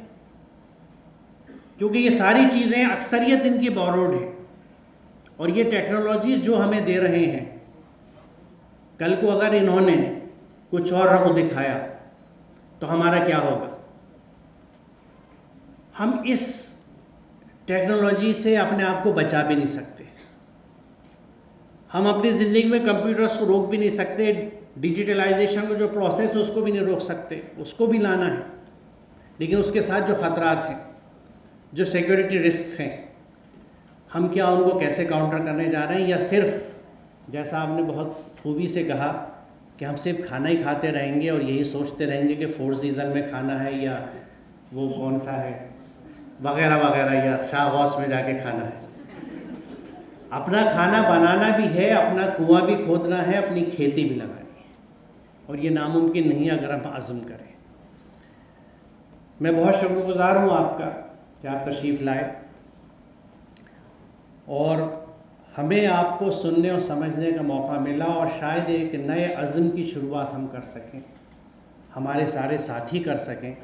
क्योंकि अगर हम जहाँ जहाँ हैं उस फील्ड में डूब के काम नहीं करेंगे तो हम हक़ ना अपने अदा कर सकेंगे, ना इदारे का कर सकेंगे, ना मुल्क का कर सकेंगे। इस वक्त हकीकी वानों में ये एक दूसरी मिडनाइट कॉल है जो वक्त हमें दे रहा है कि हमें उठना है, अपने मुल्क के लिए काम करना है, अपने लिए काम करना है, अपनी अगली नस्लों को बचाना है। चैलेंजेस हमारे सामने हैं, सिर्फ अज़्म की ज़रूरत है, डेडिकेशन की ज़रूरत है। मैं बहुत शुक्रिया अदा करता हूँ आपका और आप सबका कि आप तशरीफ़ लाए। बहुत शुक्रिया।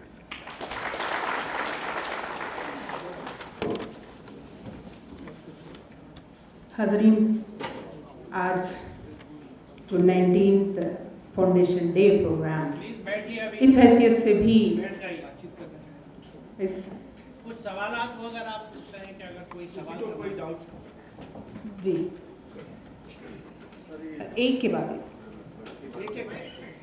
माइक दे। सर, आपके जो एक्शन प्लान्स है, सूर्या मित्रा योजना और वाटर फूड एग्रीकल्चर जो नीति आयोग के, तो उसमें जो बेसिक जो देखा गया water it's a big resource, जिसमें स्वच्छ है, गंगा है, जल क्रांति योजना है। डे बाई डे अगर देखा जाए सर, मेट्रोस में अब हैदराबाद को ही लीजिए, ये जो बॉम्बे है वैसे SU से आता है रास्ता, वहाँ से लेकर गोलकुंडा तक और हिमायत सागर तक जितने पॉइंट्स थे पूरे डेवलपमेंट के नाम पे शहीद हो गए। तो ये बहुत बड़ा लॉस हो रहा है सर। एग्रीकल्चर तो बैकबोन है कंट्री का। तो ये जो आयोग है, नीति आयोग, जो बॉटम ऑफ अप्रोच लेके उठा है, वरना प्लानिंग कमीशन को समझ में नहीं आता था, जैसे बड़ा हुआ तो क्या हुआ, जैसे पेड़ बिल्कुल पंथी को छाया नहीं, फल आ गया अति दूर।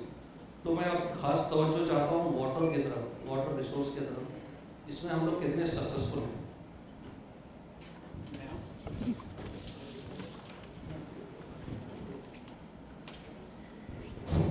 ये पानी का जो मसला है बहुत बड़ा मसला है, क्योंकि सबसे बड़ी चीज़ आपको देखनी चाहिए कि हिंदुस्तान क्या है।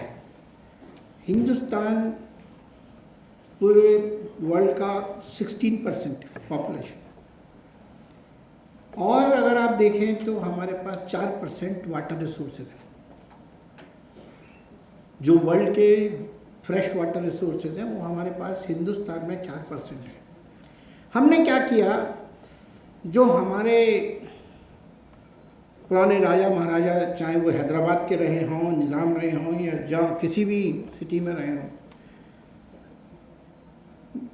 मैं परसों वहाँ गया था, ये बेंगलोर में जो है, वो कौन सा है उनका जो,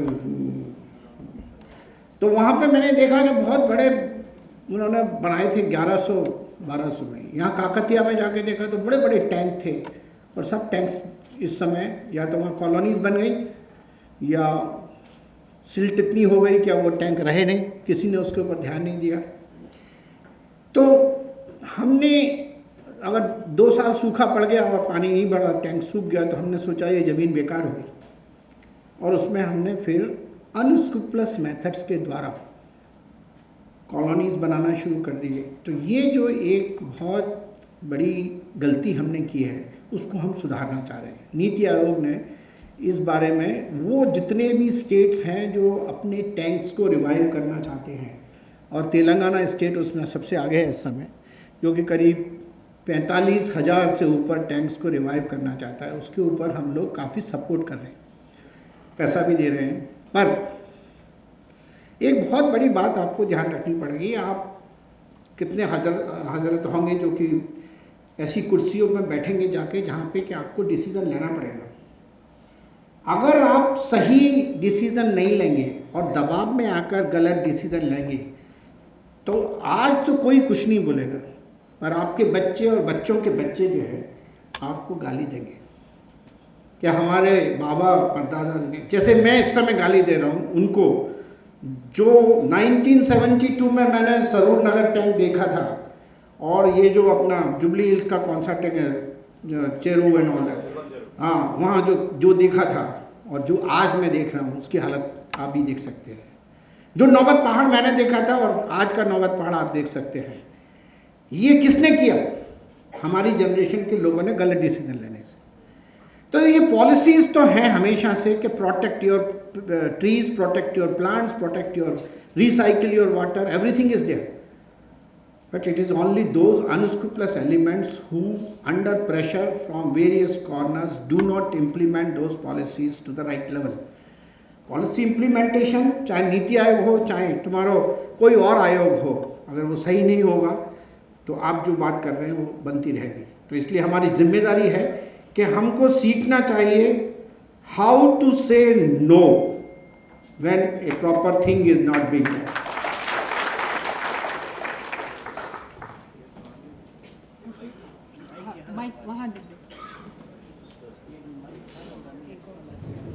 एक extra. Sir, I'm Dr. Dastigate. I'm an assistant professor in the Department of Political Science. I'm a student of International Politics and International Relations. I have looked at your lecture from the perspective of international politics, where we find two perspectives, realist perspectives and idealist perspectives. Your lecture was entirely focusing around the realist perspective, especially in terms of having power, empowering nation, acquiring power and all that. Sir, I have presented a paper a couple of years ago elsewhere in an international seminar where I have pointed out that this acquisition of power has not led any country in the world right from the beginning of human civilization. We have seen the realist policies, realist policy decisions which have resulted in death and destruction. You take any example throughout the history of,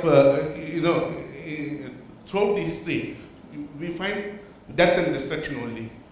The point is, the founding father of modern India and father of nation, Gandhiji, propounded, advocated the Satya Ahimsa, non-violence. And with this mission, Nehru, the able, heir to Gandhian tradition, he established this science and he carried forward this mission, and he wanted to, he took up this project of having science and technology in this country for betterment of, for development of this entire nation.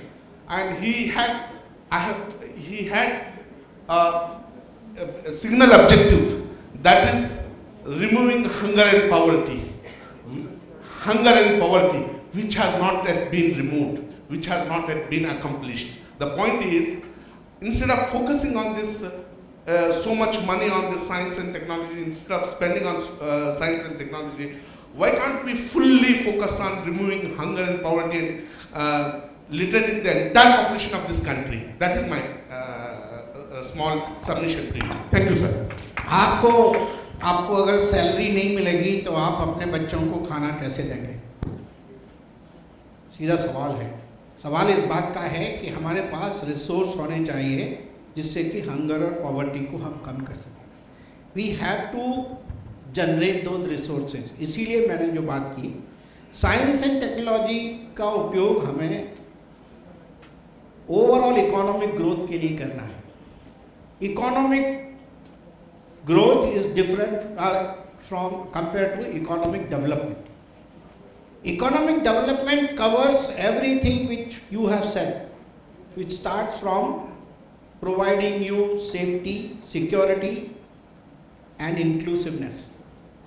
What we are talking of is only concentrate on inclusiveness, don't worry about the safety and security.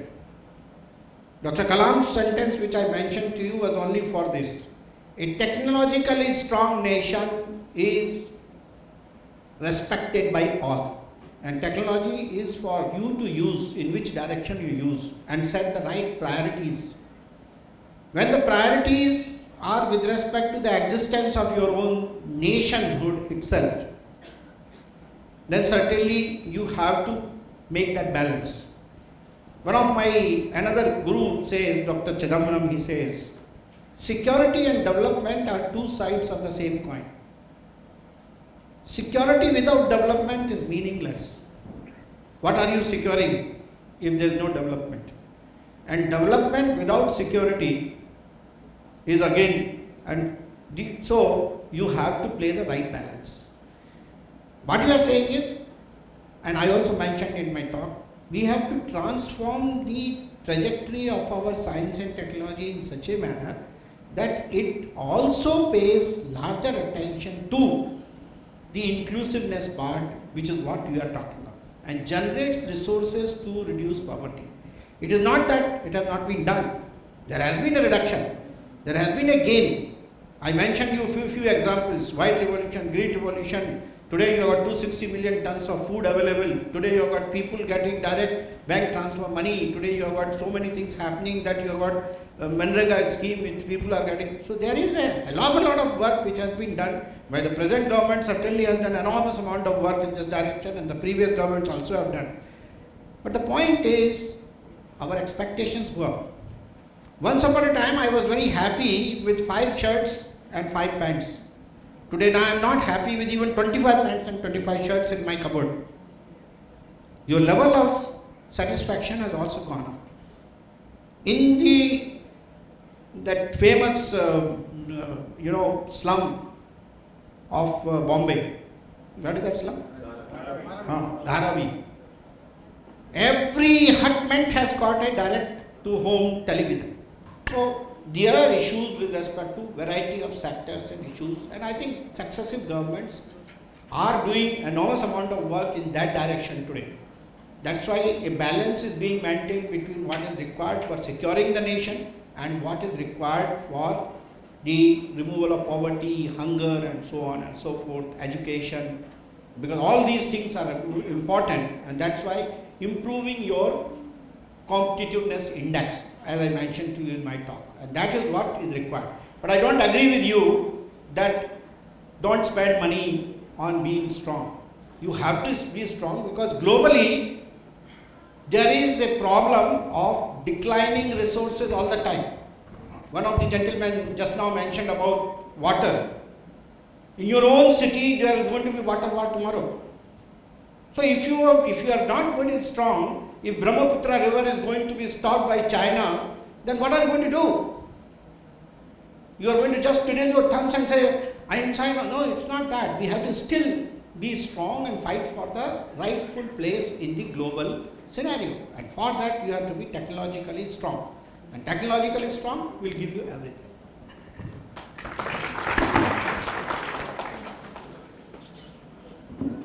Mic एक दे किसी को। सवाल करने वालों से मेरी मुद्दमाना दरख्वास्त है कि मुख्तसर करें ताकि दूसरों को भी मौका मिल सके। Sir, myself is Dr. Mohammad Shahnawaz. I would like to ask a question to you. You are talking about the migration. Every minute 3 people migrate from the village to the city. So what are the concrete plan of 30? So what are the concrete plan about the migration? No, fact remains why they are migrating. They are migrating because opportunities in their region are limited. So what we have to do is, in fact that's why I am not agreeing for the program which is called Smart City. I am calling a program called Smart Village. And Dr. Kalam used to say, we should have a scheme called Pura. We are talking of a smart city and smart village today. Dr. Kalam talked of the Pura program when he wrote his first book, Vision 2020. which was in 98, 99, something like that. He says provision of urban facilities in the rural areas. Create such opportunities which will keep the young people there. If you want to really make use of what we have, the demographic advantage today, India has the biggest demographic advantage today because we have the largest population of the young people below 35. And these people are dynamic, intelligent, ready to work, provided you give them the two things. Provide them the right skills and provide them the right opportunities. Skills will come. That's why today we have what is called the skill development program in a big way. We have got huge money identified for skill development today. We have ministry and opportunities through Atal Innovation Mission. Atal Innovation Mission, even your university can have what is called a tinkering lab. You can have an innovation center. You can apply for it. Any student who wants to now do any innovation from the Department of Science and Technology, you have Imprint program, you have Inspire program. I would have given glimpses of all this. They are all very available on net, no problem, you can go through it. So today there is a major thing which is being done today is to provide opportunities in the rural areas for employment or creation of employment. That is for those who don't have lands. And if those who have lands, they should also be supplemented by local strengths and core technologies, core skills which are available. For example, you go to Pochampalli, you have got weaving technology. You have got another area, there may be some other cottage industry. There are another areas, there may be some micro irrigation facilities. So you have to see the rural development, how it is done so that the people do not come searching for jobs in the cities. That is all what we have to do.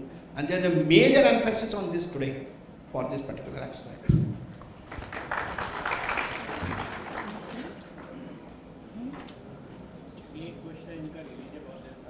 कोई lady कोई किसी कम से कम एक महिला कोई एक lady तो सवाल पूछना चाहिए माइक सब लोग जेंट्स लोग पूछ रहे हैं तो एक आप लोग चुप क्यों हैं चाहे स्टूडेंट्स पूछें चाहे फैकल्टी में पूछें Sir, now I have listening to you since an hour. Now as you are the part of Niti Aayog, so my question is to you, sir.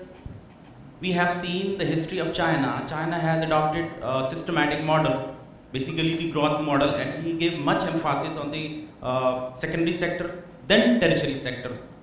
But as you were saying in your lecture, I heard you, sir, you were said that agriculture contributes only 14%. That's true, sir. It's contributed 14% only in terms of GDP. We talk about the GDP. But as we know that, especially in Indian scenario, that agriculture is supposed to be the backbone for India, and of course the majority of the population living that too in rural areas. But why as we are supposed to be the intelligence people, or we have planning commission and other commission also, but still we are thinking too much for urban areas. Though the fact is majority of our population living in rural areas and they are dying. We can see, we can also talks about the recent examples, demonetization, what the impact has seen on farmers. Basically they are dying, they are selling their production on very rare rates or very lower than average rates. So as a part of Niti Aayog, what would you say, sir, about this? Why we are not giving too much emphasis on primary sector? Basically we can do so much if we put emphasis on primary sector, although we are lag behind from developed countries like Australia or other countries. What would you say as a part of Niti Aayog, sir? Thank you, sir. I think you have a distorted picture of our investments. Our investments are fairly large as far as the agriculture sector is concerned. The subsidies today which are provided in any sector, the highest percentage of subsidies by the government of India is provided in the agriculture sector.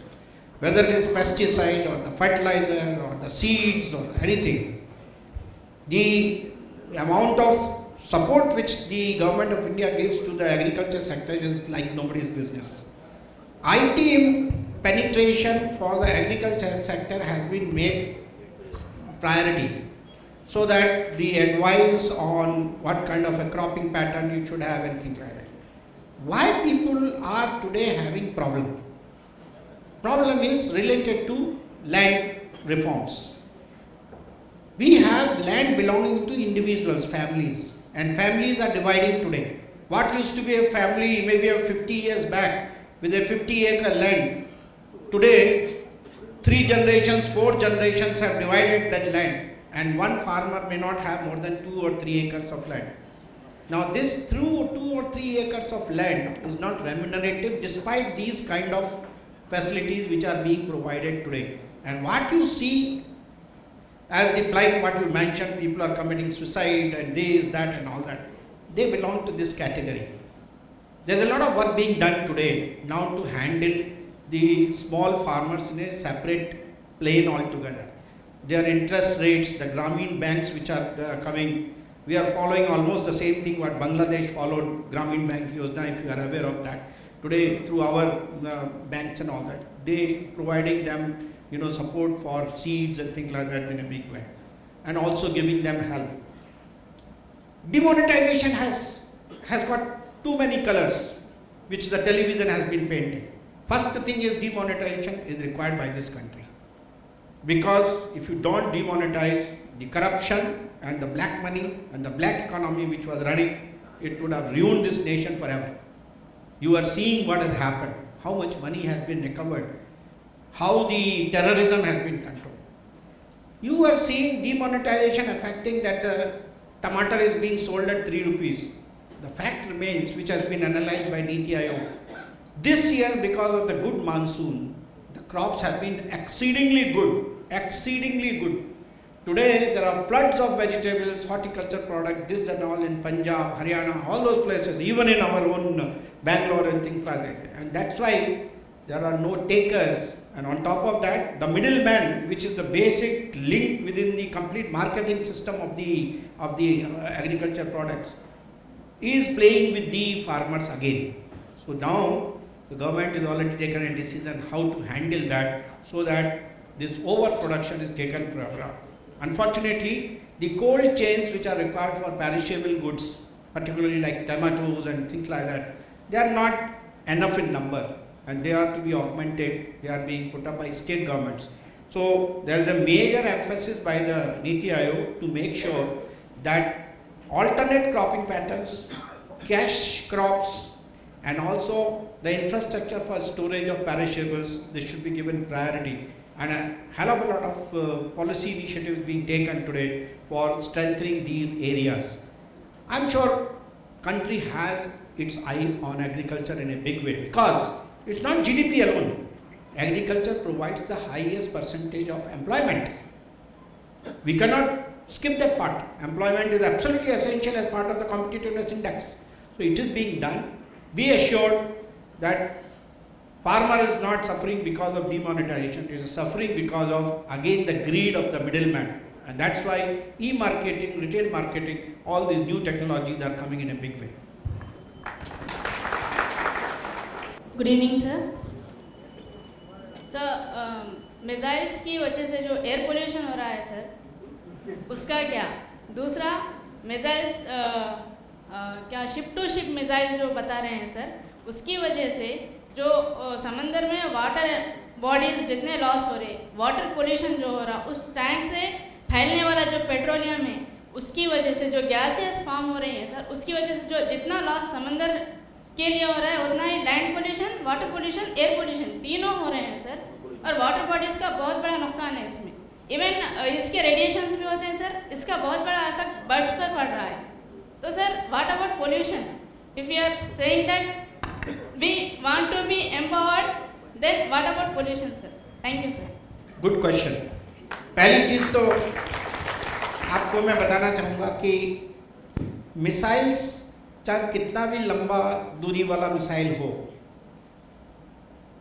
वो आधा घंटे से ज़्यादा की उसकी flight नहीं होती। ये जो मिसाइल आप देख रहे थे, ये 5 मिनट से लेके और 15 मिनट वाले मिसाइल्स थे। जो अग्नि 5 भी आपने देखा, वो भी करीब 20 मिनट का है। जो पॉल्यूशन की बात आप कर रही हैं वो मिसाइल्स के नहीं है, पर पॉल्यूशन एक बहुत बड़ी समस्या है। एसिडिफिकेशन ऑफ ओशंस जो हो रहा है आपकी जिसकी बात करें, that is because of the drain which is going into the sea through the rivers. आपको मैं बताता हूँ, आपके शहर में हैदराबाद में एक रिसाइकलिंग प्लांट है अपने अंबरपेट में, जो अपना पूरा ड्रेन होता है उसको रिसाइकिल करते हैं ओपन, उसमें उसको क्लीन करते हैं। हमारे लोगों की बुद्धि देखिए, उसको क्लीन करने के बाद फिर से उसी रिवर में डाल देते हैं उन्होंने, बजाय इसके कि उसको कहीं यूज़ करें, उसको किसी एग्रीकल्चर में या उसको रिसाइकिल करके हॉर्टिकल्चर में करें, उसको फिर से उसी में डाल दिया। मतलब गंदगी, मतलब इतनी एनर्जी बेकार हो गई। वही पानी फिर जाएगा समुद्र में जाएगा, और वही पानी जो है फिर एसिडिफाई करेगा। एसिडिफिकेशन मतलब उसमें सल्फर जाएगी, उसमें फास्फोरस जाएगा, तो फिश को उसमें नुकसान होगा, जो बायोडाइवर्सिटी की हम बात कर रहे हैं। तो acidification of oceans is a problem, not because of missiles, it is because of the ships which are doing huge navigation which is going on for days and days and days. The diesel and the heavy oil which is burnt in the diesel engines, it gives you sulfur dioxide, nitrogen peroxide, particulate matter as exhaust, and they are all acidic and they are very very harmful. They get dissolved in water, they affect the fish. तो ये बात हुई हमारी ships की वजह से और जो ड्रेन जा रहे हैं उनकी वजह से। जो वायु का प्रदूषण जिसको कि हम बोलते हैं एयर पॉल्यूशन जो है, वो हमारी जितनी ऑटोमोबाइल्स आप भी चलाती होंगी, स्कूटर या कार को चलाती हैं आप, तब देखिए वो सब आप लोग चलाएंगे तो उसमें नुकसान तो होगा ही, क्योंकि डीजल है, पेट्रोल है, उसमें सबसे ज़्यादा पॉल्यूशन होता है। अब अभी मैं एक 15 मिनट की जो जर्नी होनी चाहिए थी, मैं 1.5 घंटे में यहाँ आया और आधे से ज़्यादा टाइम मेरी गाड़ी खड़ी रही, चली नहीं, और आइडलिंग में और ज़्यादा पॉल्यूशन होता है और सब लोग हम चलाते हैं। तो ये जो नक्शा पैदा हुआ है हमारा मोबिलिटी का, using cars and this is responsible for pollution. Pollution हम हर तरह से कर रहे हैं, जो भी आपका जो वेस्ट घर में से निकालते हैं उसको ठीक से यूज़ नहीं करते हैं, उसको सड़क पर डाल देते हैं, वो डिग्रेड होता है, उससे मीथेन बनती है और फिर बाद में बदबू आती है। ये लैंडफिल्स हैं, लैंडफिल्स को हम ट्रीट नहीं करते हैं तो उससे जो गैसेस बनती हैं वो पॉल्यूट करती हैं। तो कार्बन डाइऑक्साइड जितने थर्मल पावर प्लांट्स हैं ये करते हैं। तो मिसाइल तो चिड़िया के बराबर भी नहीं है, वो तो बेचारा कुछ करता ही नहीं है इसमें। पर हम लोगों की समस्या पॉल्यूशन की बहुत बड़ी है और उसके लिए हम लोग pollution control measures have to be done. And इसीलिए जो सस्टेनेबिलिटी डेवलपमेंट गोल्स हैं इस समय, वो आप लोग कितने पढ़े हैं पता नहीं है। जो मिलीनियम गोल्स थे 2002 के, वो 2015 में 17 जो है सस्टेनेबिलिटी गोल्स बन गए हैं, जिसको कि उसमें एनर्जी प्रोडक्शन को बढ़ाया जाए और पॉल्यूशन को 80% एनर्जी प्रोडक्शन से कम किया जाए। तो इसीलिए आजकल मैं एक नए सब्जेक्ट पे काम कर रहा हूँ, मिथनॉल इकोनॉमी। बजाय डीजल के और गैसोलीन के आप मिथनॉल जलाइए तो आप कार्बन डाइऑक्साइड और पानी निकलेगा खाली, no particulate matter, no nitrogen oxide, no formaldehyde, nothing. तो आप पोल्यूशन कम करेंगे। तो इस तरह के बहुत सी चीज़ें हैं, जैसे हम कहते हैं हाइड्रोजन इकोनॉमी। हाइड्रोजन यूज़ कीजिए आप, पानी बनेगा खाली, कोई भी पोल्यूशन की समस्या नहीं है। पानी तो हमको चाहिए, जो कंडेंस होकर पानी फिर से समुद्र में चला जाएगा, इट विल बी बेस्ट। तो ये सब नई नई टेक्नोलॉजी लाना है जिससे कि पॉल्यूशन को हम कंट्रोल कर सकें। इसीलिए आज इलेक्ट्रिक कार की बात हो रही है। आज टेस्ला ने अपना नया प्लांट बनाया, गीगा फैसिलिटी, वाट फैसिलिटी, जिसमें पूरे के पूरे 35,000 से ज़्यादा कार पर मंथ बनाएंगे वो। क्यों? क्योंकि वो नहीं चाहते कि डीजल और पेट्रोल की कार चले। तो ये इनोवेशन की बात मैं आपसे कर रहा था। पॉल्यूशन के लिए आपको इनोवेशन करना है। Thank you.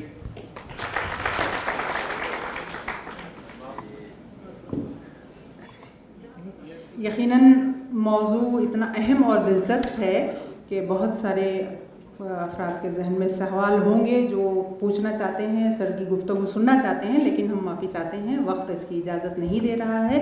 यकीनन थोड़े से टाइम में, थोड़े से वक्त में जो कुछ हमें यहाँ सुनने को मिला और इसमें यकीनन हमारी नॉलेज में इजाफा हुआ है, इसके लिए हम आपके बेहद शुक्रगुजार हैं। आज का ये जो दिन है यकीनन हमारे लिए एक यादगार दिन है। इस दिन की मुनासिबत से हम एक यादगारिया या एक मोमेंटो हम आपकी खिदमत में पेश करना चाहते हैं। इस खूबसूरत फरीज़े के लिए मैं एक बार फिर डॉक्टर शकील अहमद साहब, प्रो वाइस चांसलर मौलाना आज़ाद नेशनल उर्दू यूनिवर्सिटी से मैं दरख्वास्त करती हूँ कि वो आज के मेहमान की खिदमत में मोमेंटो पेश करें।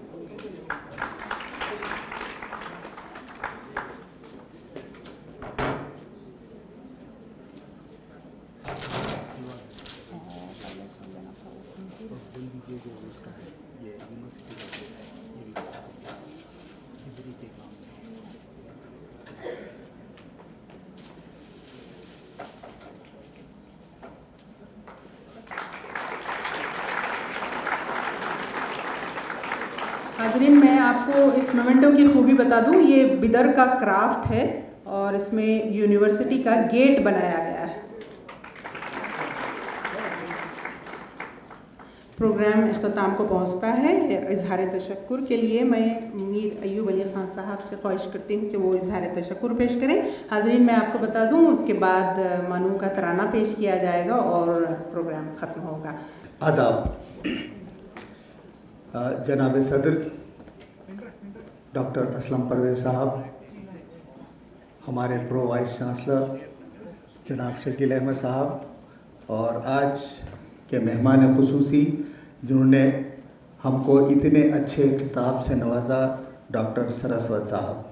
मैं सरस्वत साहब का बेइंतहा मशकूर हूँ, बेइंतहा शुक्रगुजार हूँ कि वो हमारी शॉर्ट नोटिस दावत पर तशरीफ़ लाए और हमको इस माइंड बॉगलिंग खुतबे से नवाजा, जिससे हमको पता चला कि हम किस जगह ठहरे हुए हैं और हमारे लिए क्या राह मुतय्यन करना है, हमको यहाँ से कहाँ जाना है।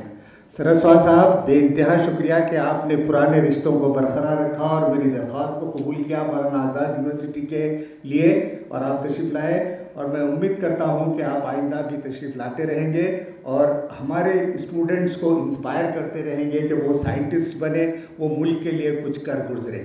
Thank you so much, sir. Thank you, audience. You have come here all the way. I had expected a bigger crowd, but somehow we are less in number because today is the first day of the university. Therefore, the students are less here. But thank you anyway. Thank you, all of you. Thank you.